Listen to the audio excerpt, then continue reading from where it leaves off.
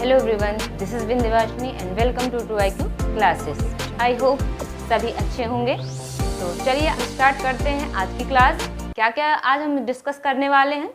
आज हम superposition principle की बात करेंगे एंड कंटिन्यूअस चार्ज डिस्ट्रीब्यूशन की बात करेंगे। स्टार्ट करते हैं फिर अपनी क्लास। सुपरपोजिशन प्रिंसिपल, मान लेते हैं हमारे पास कोई सिस्टम है, उसमें कई सारे चार्जेस हैं। ठीक है, अब चार्जेस क्या करेंगे, एक दूसरे पे फोर्स अप्लाई करेंगे। वो फोर्स कैसा हो सकता है, अट्रैक्शन, रिपल्सन, कोई सा भी हो सकता है, जैसा उसका नेचर होगा। अब हमसे ये कहा जाए किसी एक फोर्स पे आप नेट फोर्स बताइए, तो क्या इसका क्या मतलब हुआ कि मतलब जो चार्जेस आपके हैं एक दूसरे पे फोर्स अप्लाई कर रहे हैं, तो किसी एक पर्टिकुलर चार्ज पे जो इंडिविजुअल चार्जेस हैं वो कितना फोर्स अप्लाई कर रहे हैं वो हमें निकालना होगा। तो क्या करेंगे, जो भी इंडिविजुअल चार्जेस हैं, जो भी फोर्स अप्लाई कर रहे हैं, उनका क्या कर लेंगे, वेक्टर सम कर लेंगे। वेक्टर सम कर लेंगे तो हमें नेट फोर्स मिल जाएगा, जिस भी चार्ज पे हमें फोर्स फाइंड करना होगा। यही क्या हमारा सुपरपोजिशन प्रिंसिपल है। ओके, जूम कर लेते हैं। हमारे पास कोई सिस्टम है, ठीक है, उसमें कई सारे चार्जेस हैं।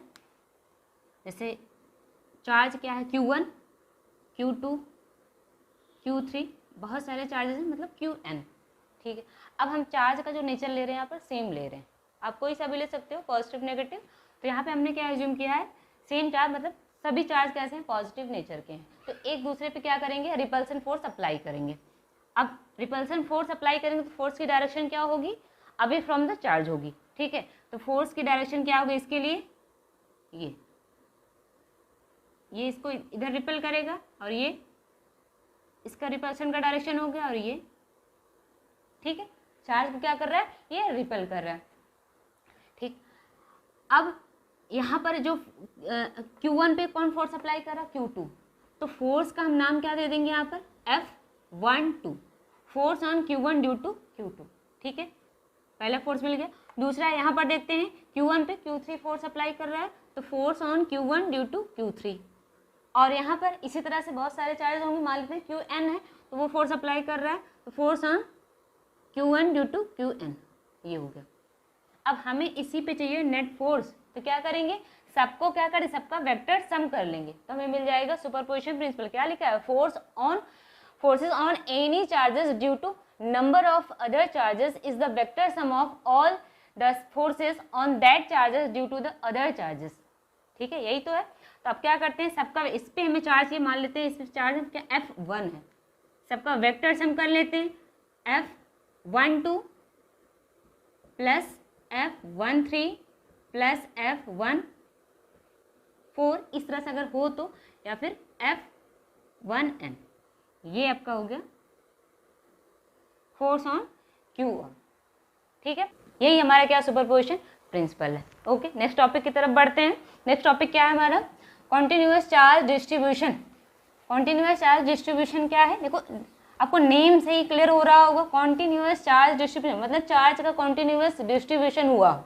ठीक है, क्या है, when charges are continuously spread over a line, surface और volume, the distribution is called continuous charge distribution. मतलब किसी लाइन पे चार्ज का डिस्ट्रीब्यूशन कैसा, कॉन्टिन्यूअस हुआ। कॉन्टिन्यूअस का मतलब एक के बाद एक, डिस्क्रीट ना हो, अलग अलग ना हो, एक के बाद एक, मतलब क्लोजली स्पेस्ड हो।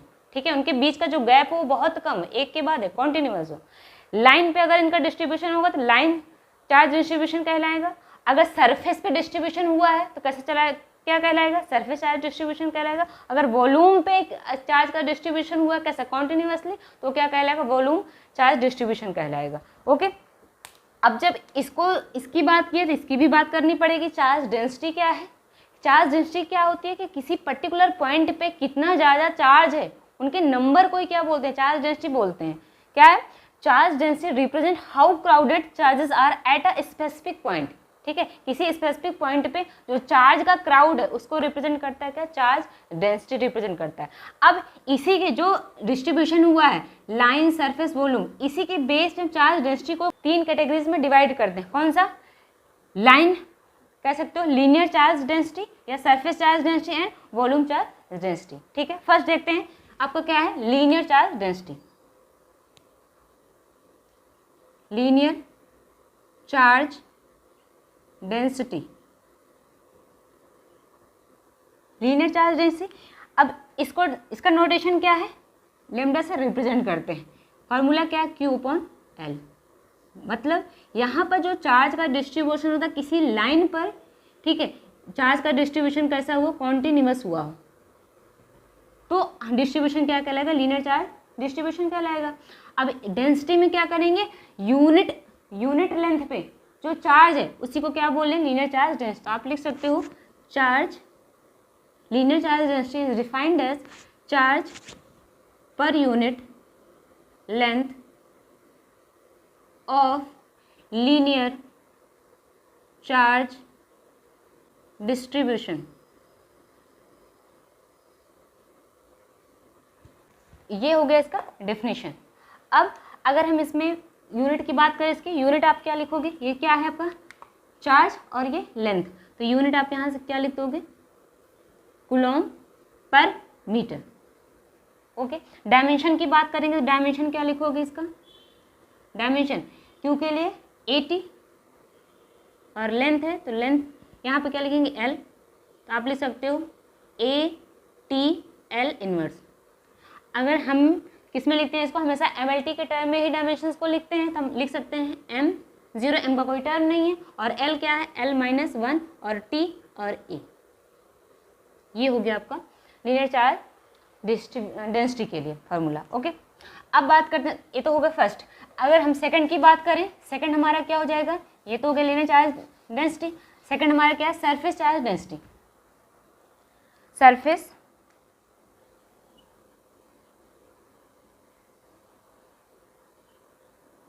Charge density. अब सरफेस चार्ज डेंसिटी को किससे रिप्रेजेंट करते हैं, सिग्मा से। इसका फॉर्मूला क्या होगा, सिग्मा इक्वल Q/A।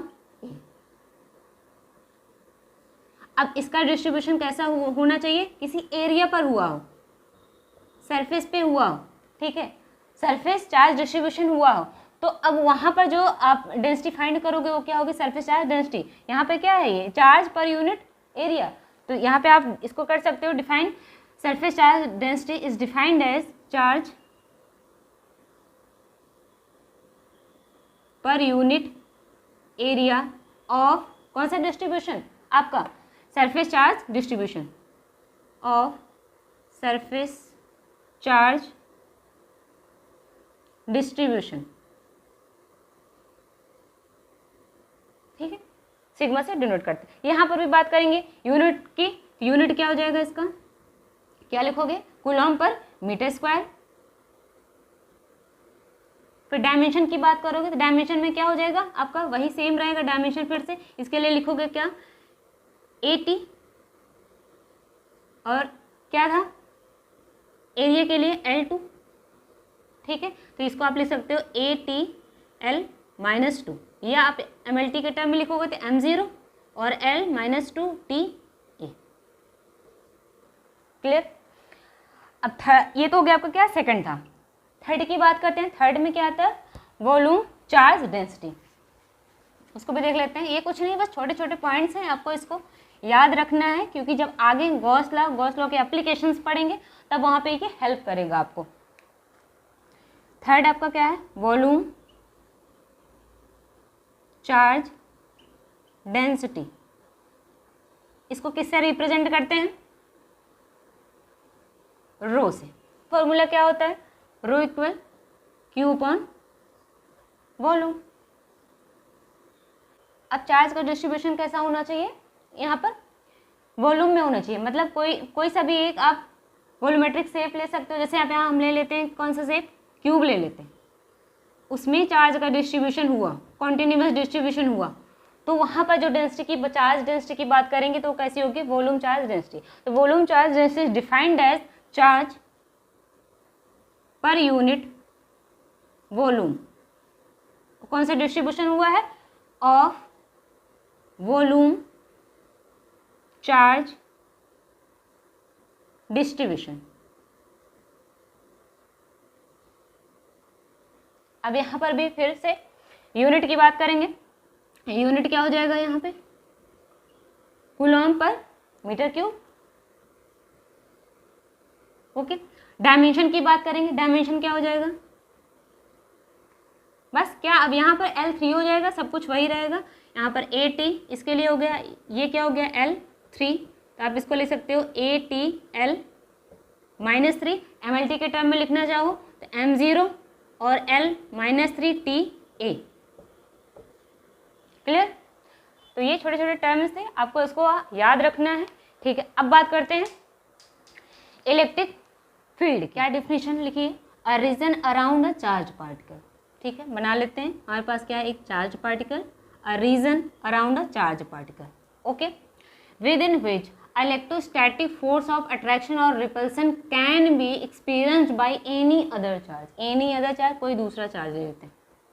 ठीक है, अब ये क्या कर रहा है, इसके अराउंड क्या कर रहा है, अगर इसमें आप पुट कर रहे हो कोई दूसरा चार्ज, ये कर रहा है, क्या कर रहा है, फोर्स ऑफ अट्रैक्शन और रिपल्सन को क्या कर रहा है, एक्सपीरियंस कर रहा है। तब ये रीजन आपका क्या कहला रहा है, इलेक्ट्रिक फील्ड कहला रहा है।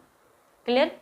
मतलब कि a region around a charge particle in which any other charge particle experiences a force of interaction. Interaction मतलब आपका attraction and repulsion, then this region is called electric field. Clear? अब यहाँ पर जो 2 पॉइंट हैं आपको वो क्लियरली हमेशा ही क्या करना है, याद रखना है। कौन सा, कि ये आपका क्या होगा, इसको बोलेंगे Q नॉट से डिनोट करेंगे हमेशा ही।